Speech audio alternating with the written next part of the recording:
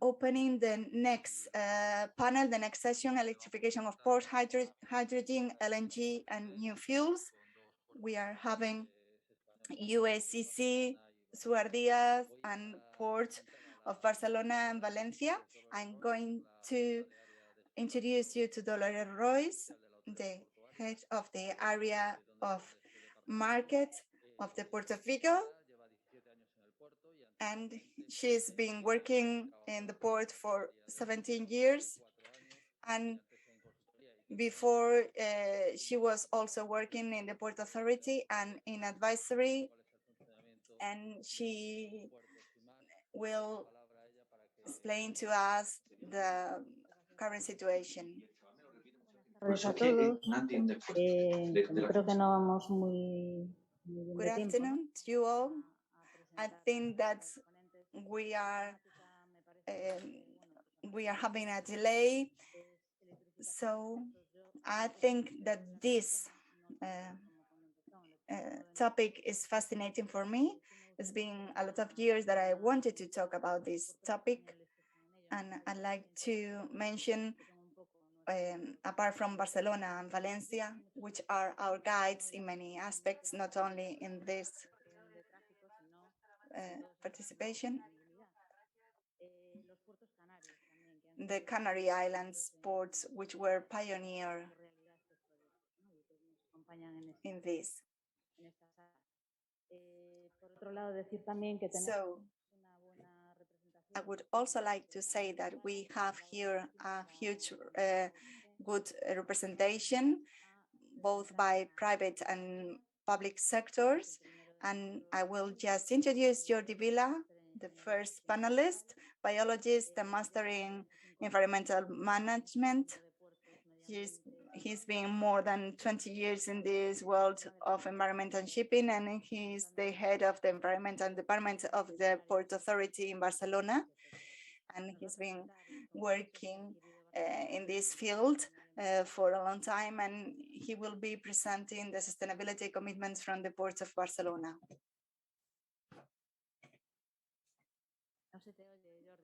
We cannot hear you, Jordi. Sorry. Good afternoon to you all. First of all, I'd like to thank to the Port of Vigo, to the Port Authority of Vigo for having invited me to take part in this initiative, and also to congratulate Vigo, because it is a reference and more important reference for the ports all over the world. Mi presentación explicará las acciones que plantea el puerto de Barcelona para convertirse en un puerto neutro en emisiones de carbono. Las emisiones de gases de efecto invernadero, la autoridad portuaria como organización, ascienden aproximadamente a unos 240 toneladas de CO2 equivalentes. Emissions from the port are around 215,000 tons. The details of 2019 are not relevant because of the pandemic, and most of these emissions are issued by the fleet of vehicles, which have not been replaced by electronic vehicles.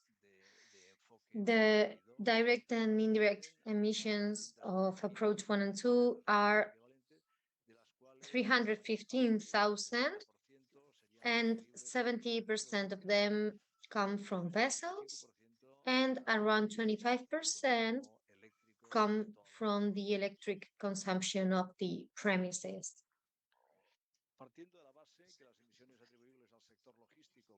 Taking into account that the emissions of the logistics sector are between 10 and 11% of the emissions, and that the maritime transport is responsible for around 3%, Barcelona aims to reduce by 2030 the emissions by the greenhouse emissions by 50%, and to be a carbon neutral port in 2050. The Port of Barcelona has a fourth strategic plan with actions divided into three basic pillars: the acceleration of the energy transmission, the connection to dock, and the promotion of the use of new clean fuels and zero carbon fuels for the transportation of people and goods. Now I'm going to talk about these three pillars. Complicado. Los del Vale. Para acelerar Okay. la In order to speed up the energy transition at the port, the actions are addressed at strengthening the energy saving and efficiency in all the activities developed in the port. And for this purpose, we encourage the premises to use energy efficient options and que son los dos principales instrumentos que disponemos las autoridades portuarias. sharing electric consumption and storage.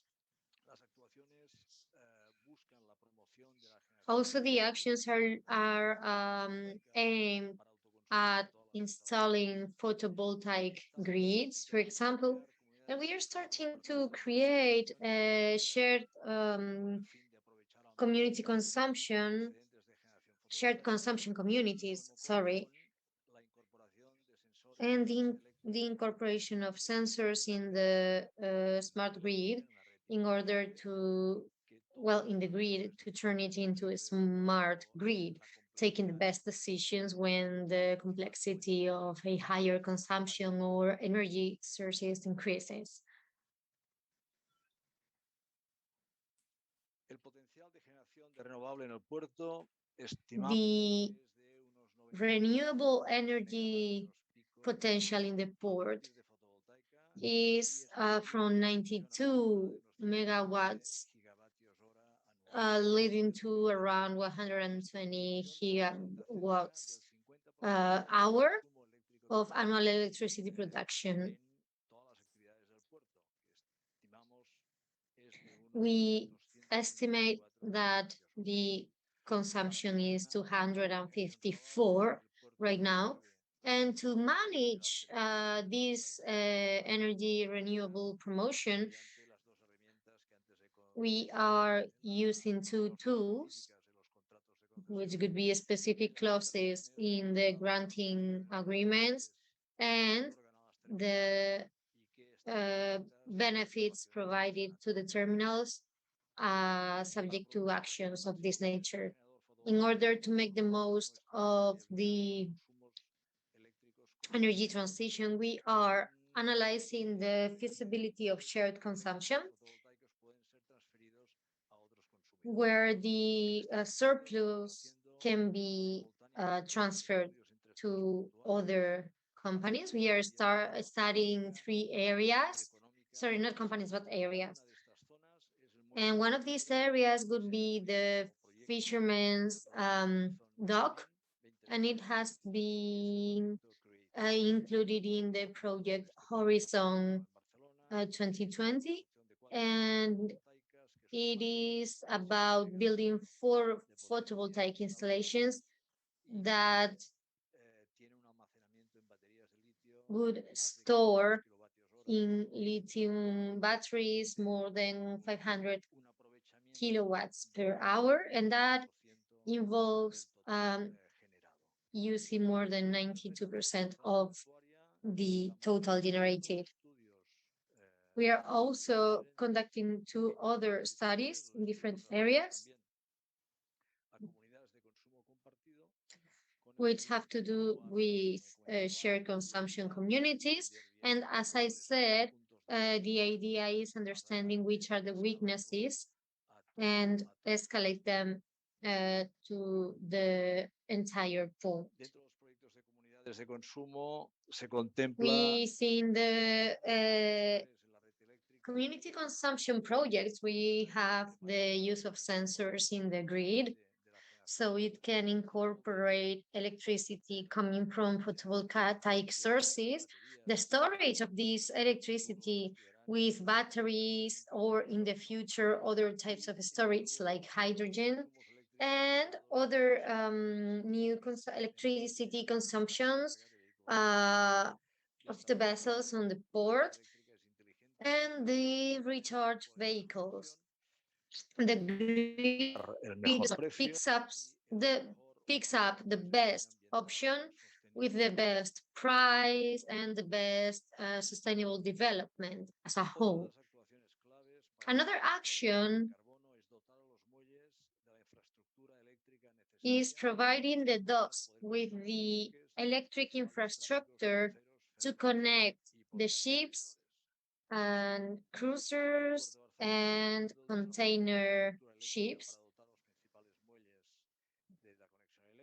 The onshore power supply infrastructure requires 80 megawatts, and the electricity comes from the high voltage network with 220,000 volts, and we will need those 80 megawatts to meet the demand of the main ships and traffics that we want to cover with this electric connection.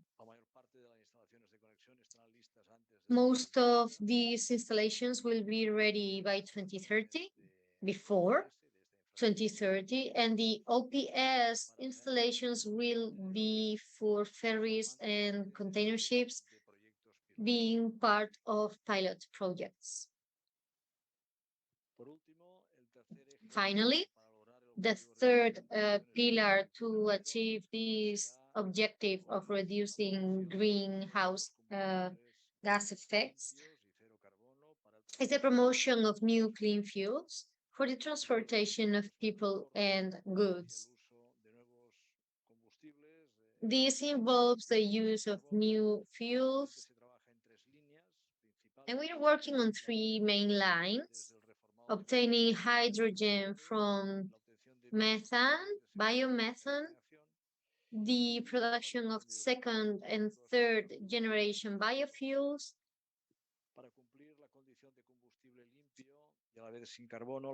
and the generation of synthetic hydrocarbons. Hydrogen is going to be the main fuel for electric propelling, and it will be obtained from electro generators in order to be green hydrogen. As we said this morning, it has to be stored as ammonia or methanol, which are the methods that are being used nowadays, as which are considered feasible and with more possibilities. Ports are essential for the development of these fuels because, as Alvaro explained, there are hubs where different types of transportation are combined, and it is possible that different fuels may coexist. So ports need to be ready to guarantee that at the port we have the conditions and equipment to provide all types of fuel. We need to build infrastructure to provide these different types of fuels. For example, via OPS or bunkering. We need to promote their use within the port area and promote the use of these fuels among the ships. At the moment, the Port of Barcelona is creating a project with new clean fuels that includes the entire value chain of hydrogen, from the production to green hydrogen, its production, handling, and the bunkering installations, and on the other hand, generating demand of using lorries or fishing vessels, leisure boats, and different types of machinery. And this is what I wanted to share with you. Thank you very much for your attention.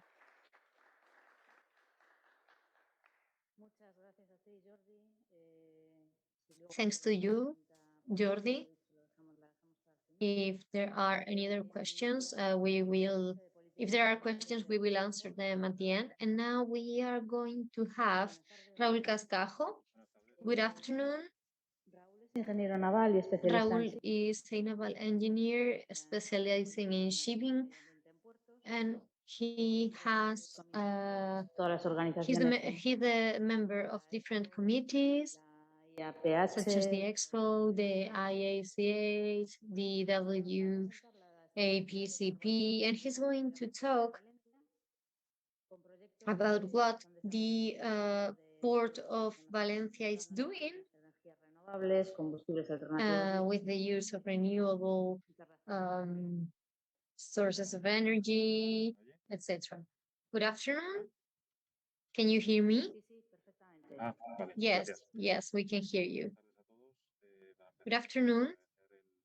First of all, I would like to thank you for inviting me to this conference, which this year is online, but well, at least we are doing it. So I would like to say congratulations and thank you to the Port of Vigo and my friend Carlos for letting us participate in this workshop.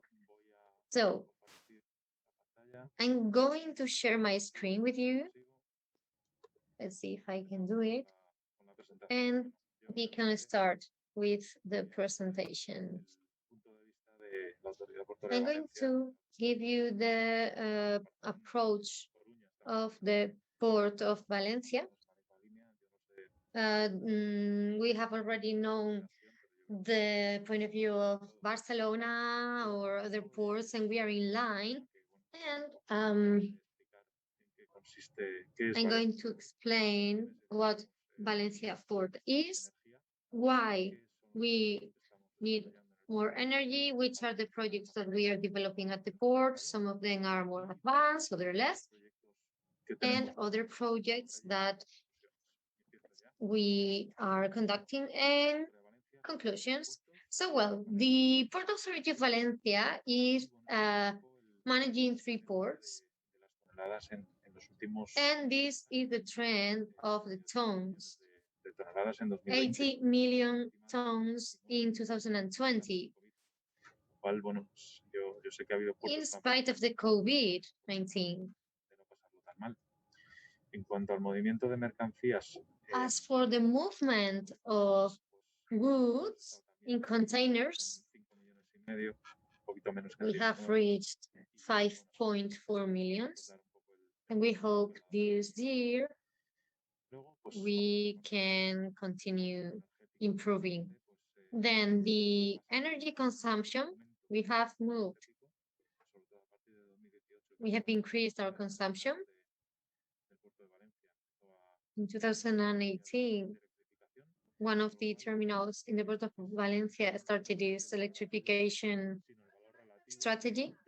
And what is important is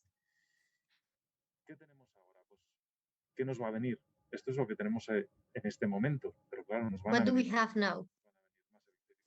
This is what we had, but now we need to electrify more terminals.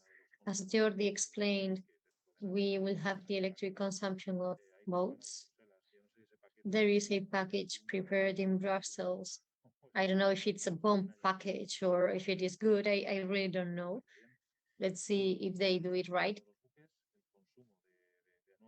And it is the consumption of vessels, the expansion of the ports. We have already done it 10 years ago, and now we still have to finish that expansion. Like in Barcelona, we have studied the possibility of using renewable energies, and the easiest one is photovoltaic. We have several projects which are these three projects. We expect to reach. And we have the, sorry, we cannot hear with the noise on the train. Y luego tenemos otro en el puerto, este se me ha olvidado. Tenemos otro en el puerto de Gandía, que es un poco We más have pequeño, another one de energía que in this port. 50 kilovatios. Aparte de eso, pues, bueno, aquí no somos pioneros.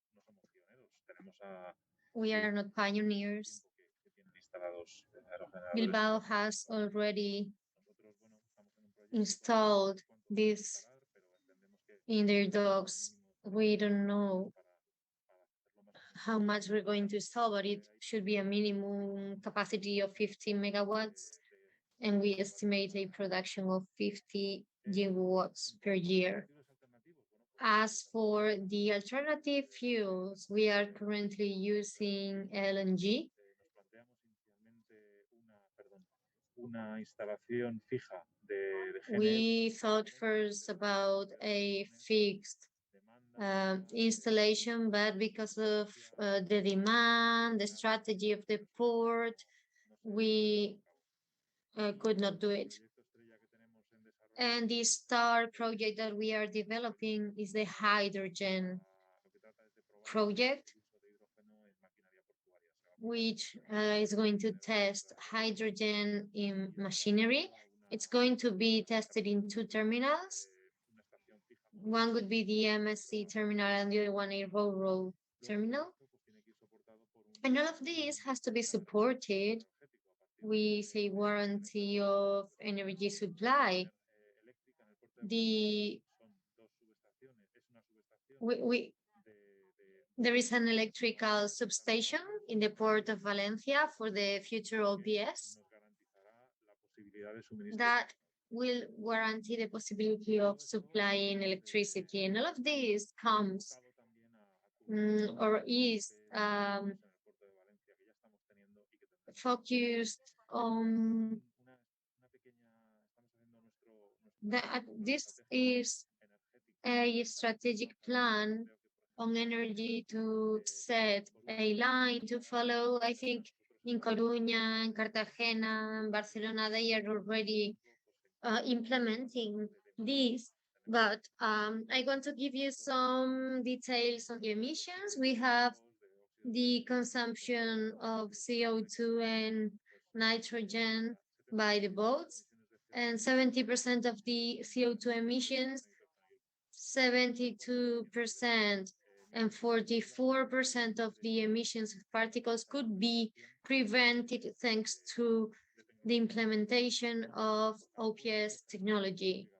Each port is different because each port has different traffic characteristics. And well, anyway, these are the results. And this is the coverage of OPS installations in the port of Valencia. And this is the image that we want to reach by 2030, with a variation of 14.5 to 23 megawatts installed for OPS. Other projects, we are studying the possibility of integrating energy coming from the waves and from gravity. We have possibilities because they don't damage the infrastructure. They can be dismantled in case of bad weather, and they can be scalable.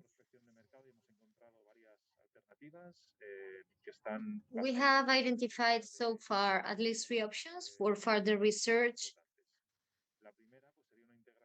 The first could be the integration of a floating system that would be integrated in the outer part of the deck. Then the second option is a buoy that goes up and down, generating water movement. And then we would have a similar system to the first one with different shape that is already being tested in Gibraltar and Israel. Un oleaje importantísimo. Valencia doesn't have a lot of waves, so we reach a power of 0.5 kilowatts per meter. And the early estimates give promising results. But more research is required. And the conclusions could be that, well, this is a summary of what's coming in the forthcoming years. We have the photovoltaic plant for vehicles. We have the new terminal, the new passenger terminal, another terminal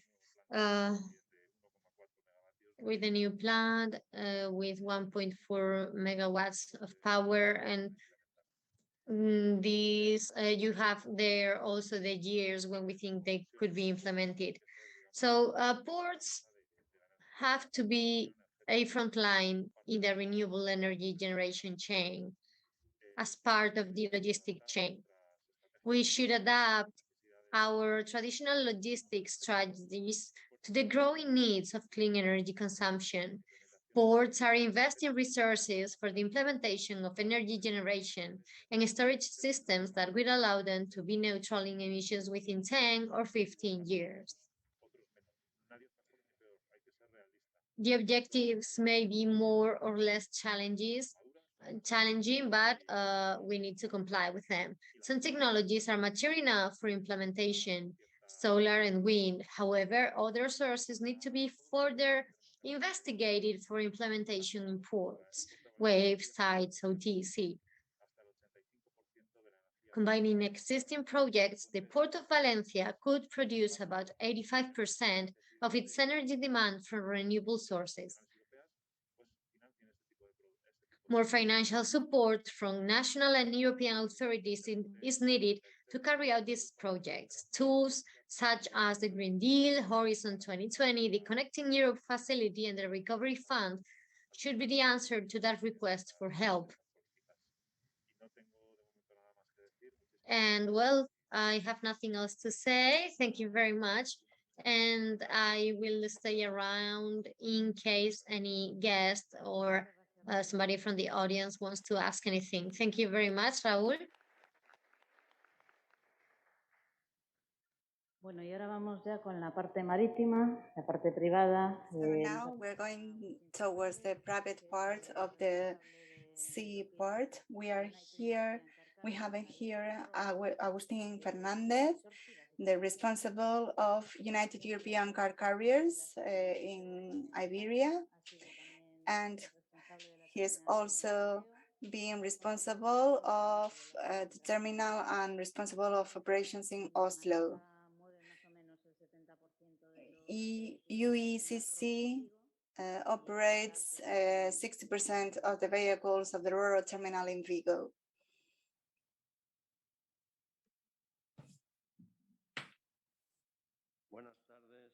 Good afternoon. Thank you so much for inviting us.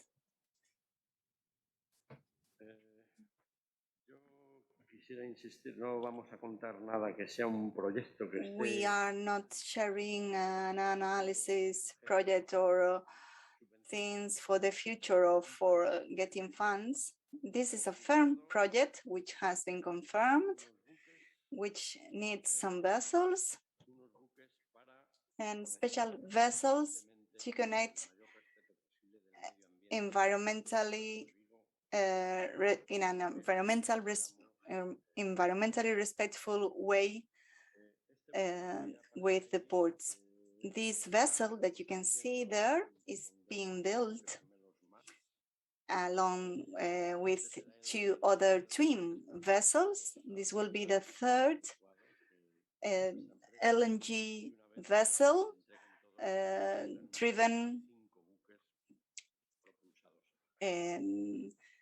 used by my company, and we will have 5 in total once this has been delivered.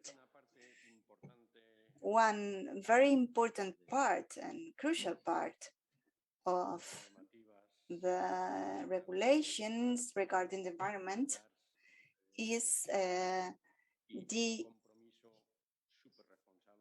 it's the very responsible commitment. We are one of the first companies in the world which started using the minimum impact in the environment with the fuels. We were the first vessel, the first company in the world which owns and uses this LNG-driven vessel.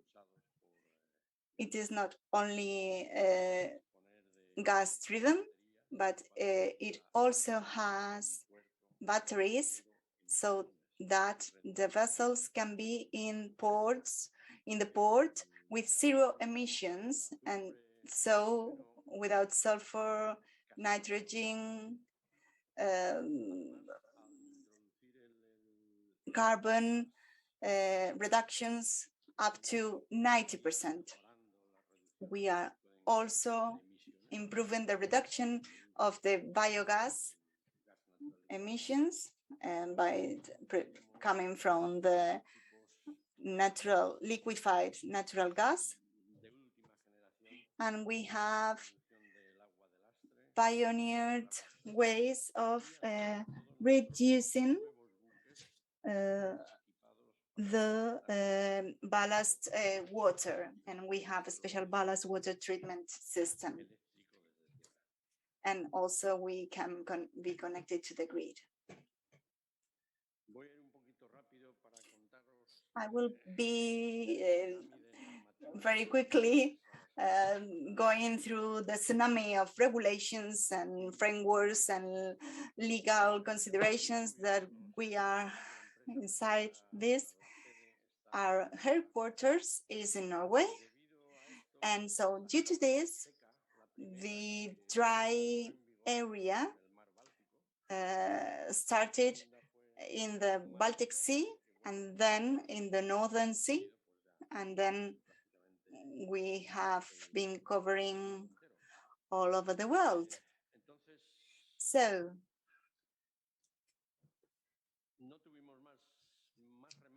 we had to, and we studied very deeply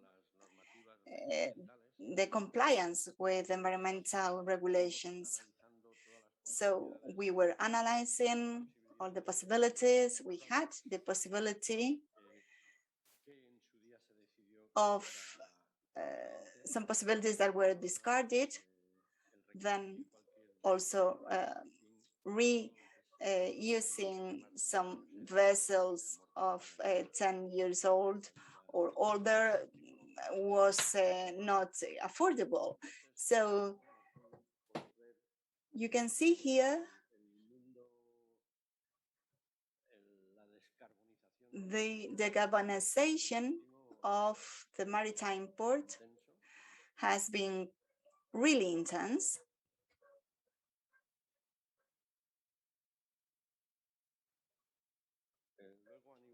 And then on a global level, in 2005,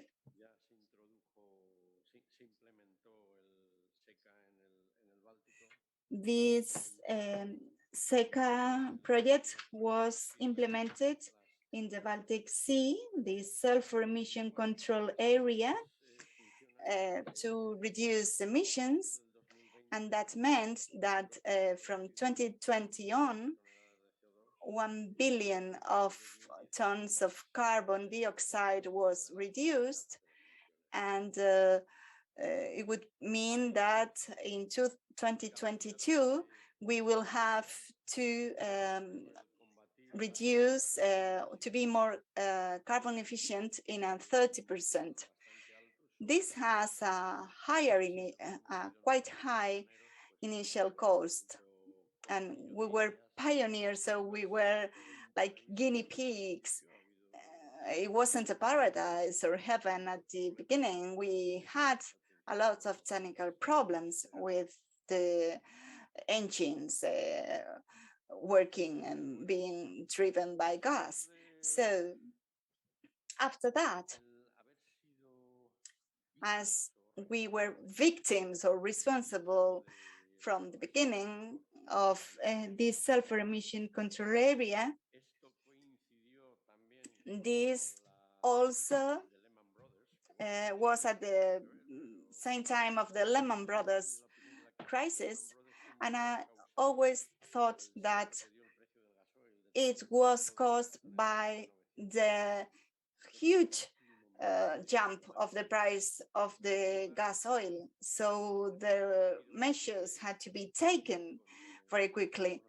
And so with the most, the number of technical knowledge, which are mostly Japanese and Swedish, with their technical departments, and deriving from this knowledge from the Northern Europe and taking into account all the environmentally friendly measures, we decided to go full speed.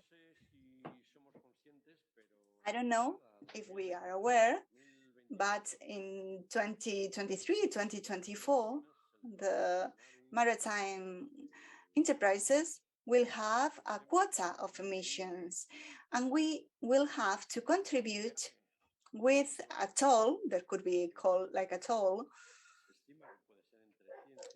of $100, $150 per ton. So companies could buy tolls to other companies that are not using their quota, but these will force us as responsible people to just comply with it and to meet the requirements and not to be speculating with this. Also, the liquefied natural gas, as it was said before by a panelist, it is not definite solution, but it is the most reasonable available solution. Ammonium, methanol is being discussed, but that means a high cost in environmental terms. So methane is has a bigger impact towards the environment than LNG. So, in other cases, it depends on closed circuit or open circuit. They can generate waste residues that end into the sea, so it doesn't look like a solution in other cases. So, as part of this gas topic, talking about what is actually interesting for us in Vigo. Next month, we will have the next vessel. And I think that before Christmas, we will be having this vessel and doing this regular service. And we will have this Atlantic service. Then we will have another one with Bristol and another one with Biscay. The first one would be the Atlantic one, Vigo, Portbury, with stops in Pasajes, in Zeebrugge, in Santander.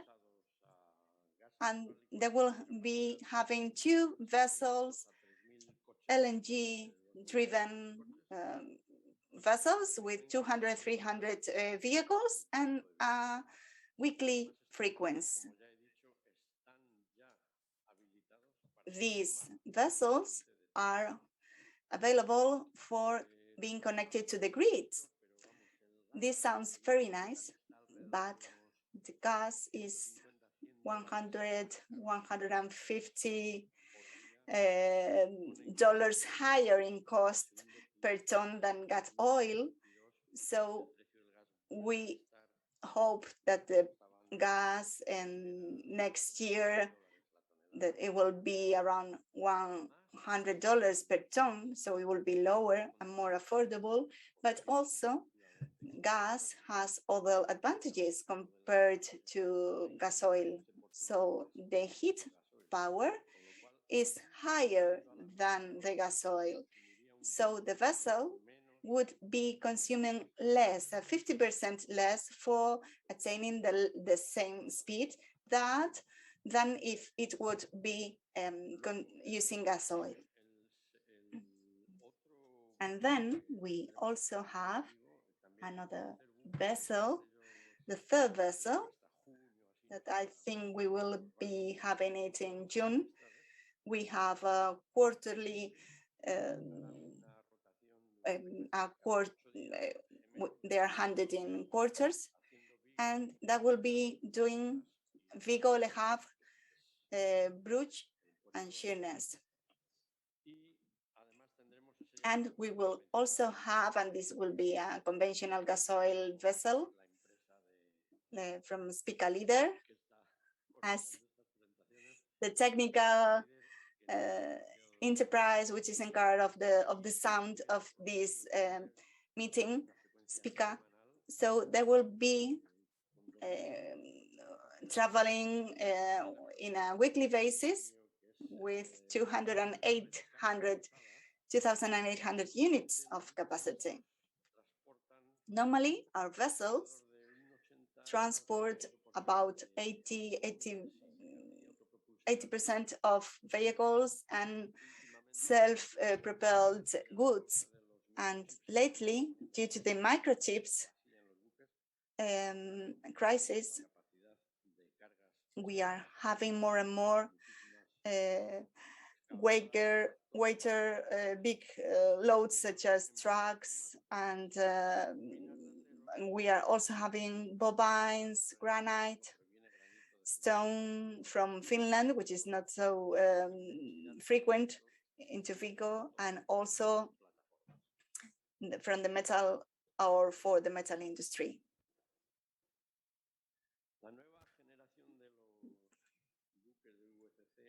The new generation of the PCTC and battery hybrid LNG solutions are allowing us to comply with the target reduction of 40% of the carbon reduction nowadays. These vessels are being built according to the latest technology available. They meet the tier number 3 of the IMO regarding nitrogen, and they also comply with the CO2 reduction targets in the Baltic and the North Sea. There are vessels which are greatly flexible for the loads. They have two levels for the loader vehicles, and you can see that we can have a very flexible possibilities so that we can increase the availability and space for the loads. So we have 169 of length overall. This is due to some scales of some ports which are limited, but they are the optimal dimensions for operating in the ports in which we operate. Here you can see the history of fossil oil use in our company. You can see that in 2016, the 99% used fossil oil. In the last month, we had our first gas-driven vessel, which started in the North Sea, where the sulfur emission control area was implemented. They've been several times in Vigo, but they are more necessary, especially to comply with emissions regulations. That's the North Sea. Then 2017, you can see the figures in the slides, 97, 2018, 96, 2019, 94. That's good. So you can see that gradually we are reducing the consumption of fossil oil.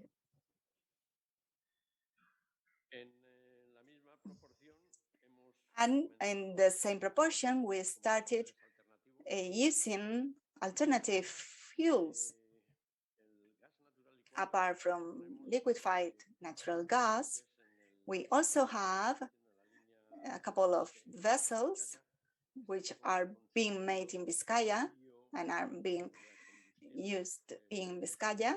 They are using biofuels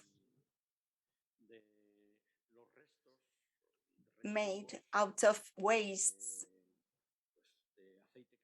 from domestic oil and many kinds of wastes, and they are provided by Dutch ports, because in the Netherlands they incentivize the use of these fuels. So we are gradually increasing the consumption of this alternative fuel, and in 2025, we hope to achieve the 100%, not completely, but 85%, I think, probably.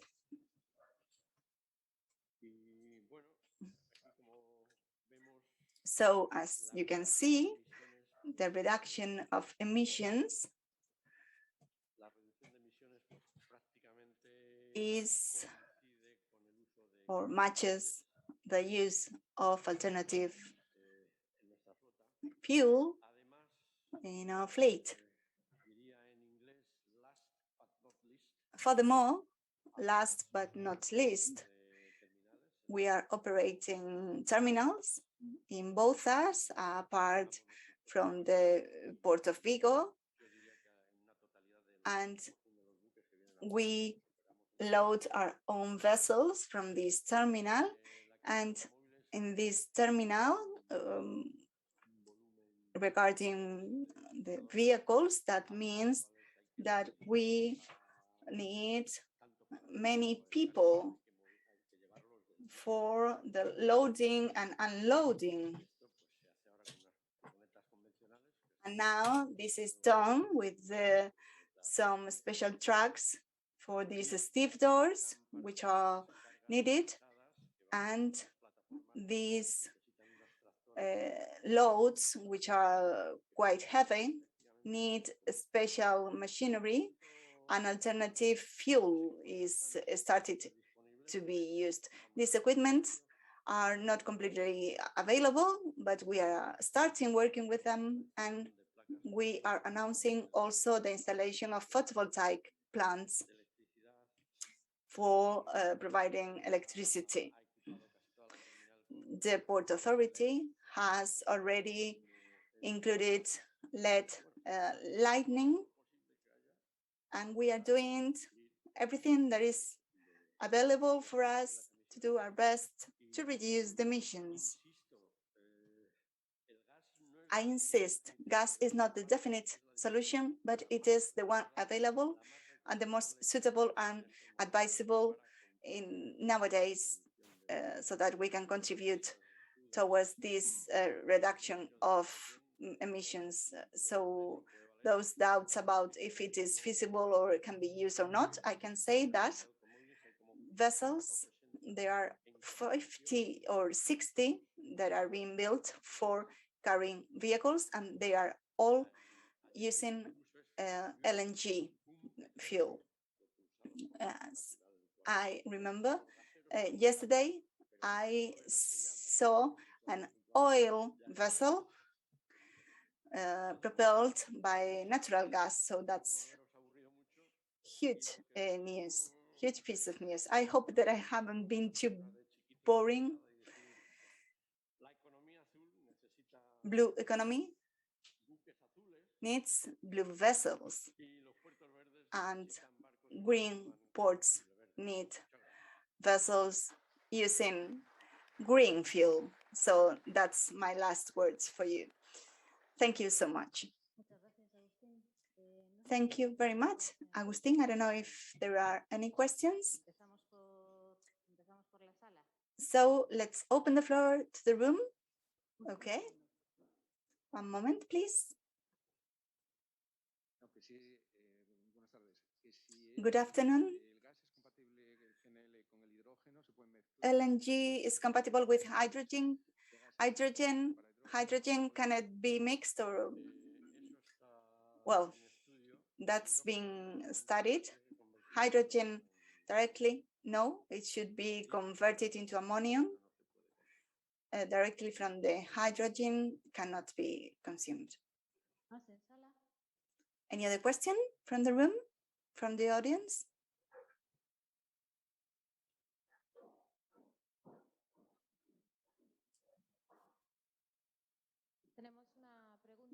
We have a question in the chat. Which are the current barriers to incorporate green hydrogen in this situation? As I've just said, green hydrogen is being studied. Obviously, as it happens in the Port of Vigo and in the rest of the ports, there are some businesses which are determined to provide it in Vigo, gas and hydrogen, but it is just like the chicken and the hen, because the success depends on the provisions. It depends on the consumption. So the green hydrogen is still a theoretical possibility. There are many businesses working on it, but the big challenge is how to liquefy it. And my technical knowledge doesn't go further, I'm sorry. I'd like to ask a question to Jordi and to Raúl. You've talked about the provision of electricity and the reduction of emissions. You are in big ports with many big shipping companies. So are you having any troubles to provide the necessary capacity to meet the demand? If you allow me, Raúl, I would answer first. Carlos, can you hear me? Okay. Yes, that's a problem. The origin. First, the coal ironing, one of the big problems, apart from the cost and investment, which is quite a high one, is the availability of electricity to meet the high demands of the vessels during their stay. So in the case of the Barcelona port, 80 megawatts installed as a minimum in the docks cannot be taken from the distribution grid. It's not possible. So this made us to ask for a connection from the main grid, from the Spanish electricity grid. And so we will be receiving that probably, it seems.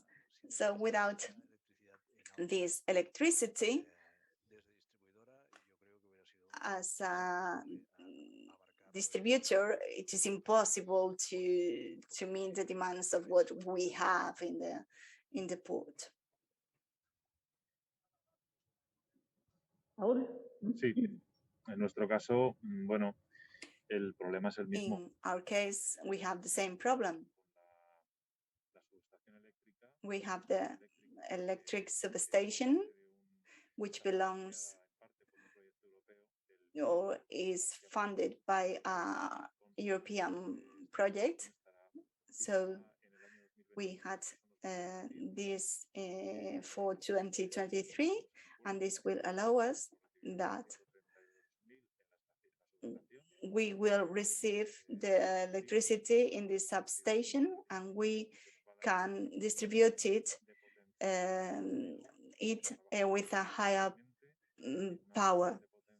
We are also working on an enlargement of the power by the distributors, but we have a problem of time because they cannot give you infinite power. So here we have two barriers. First, time, and second, who is going to pay for these infrastructures? And many times the costs is going somewhere else, but we don't know. It is a question of time, and I think that we will be having it with renewable projects, and they will be working in 8-10 years, and so that by that time we will be able to meet the demand. But this demand is not a massive one either in our case, so that's feasible. So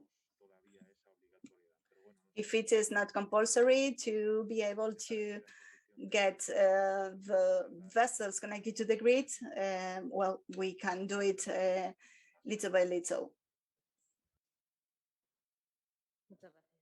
Thank you so much. Carlos? Do I have time to ask another question? Okay. So yes, we have a question from Hamburg. Is wind turbines an alternative? Our actionists, our shareholders, I think that this vessel propelled by sails, I think. And lately, I also saw other projects from other companies, but I'm not sure because sail propelled, I don't know if it means that the vessel is not sailing in a straight way. It depends on winds, it depends on many factors. So I think that maybe for enjoying or for sports, it can be for leisure purposes, but for shipping, we are always on a rush. It is the last model that we have just launched, and it has to be in that corner so that the journalists see it. And lately, we are suffering with the microchips problem because for meeting our targets, you have to land at this time. And then the captain says, no, I go at this speed first, and then in just 2 days. So that doesn't match with the compulsory contract obligations that we have with our clients. So we can estimate the minimum volume and the frequency and so on.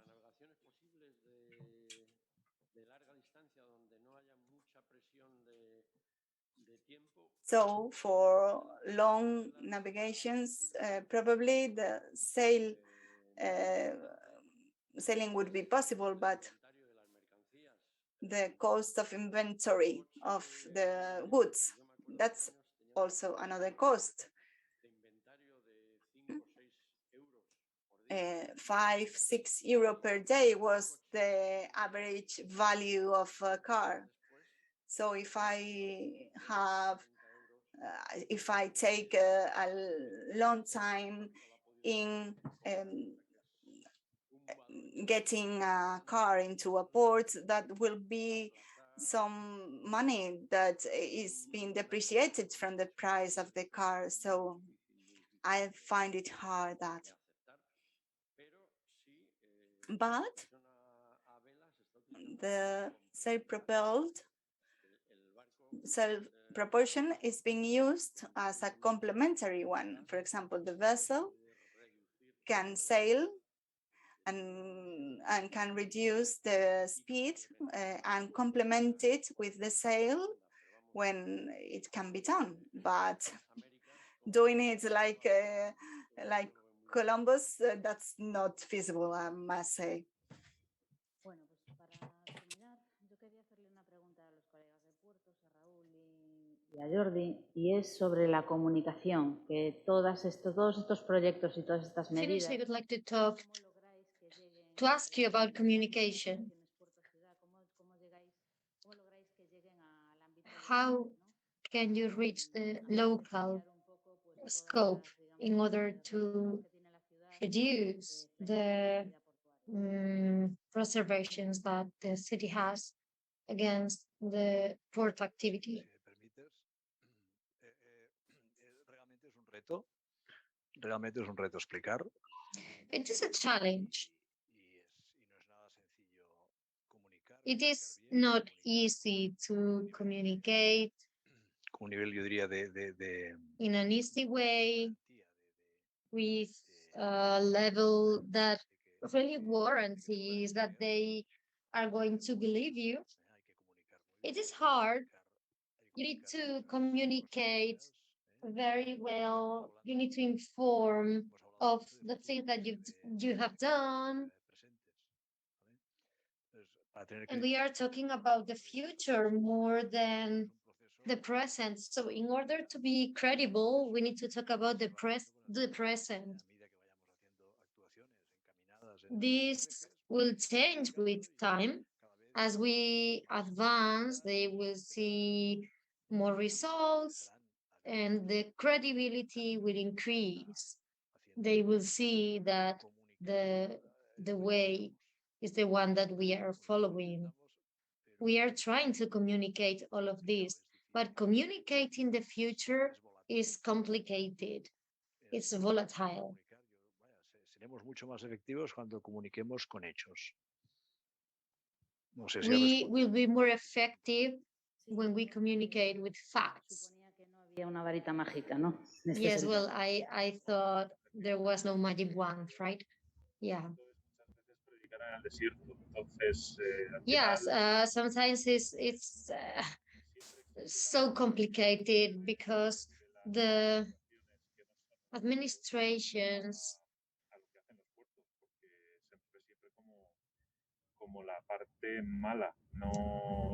sometimes see the ports like the bad guy, right? And we have nothing to hide.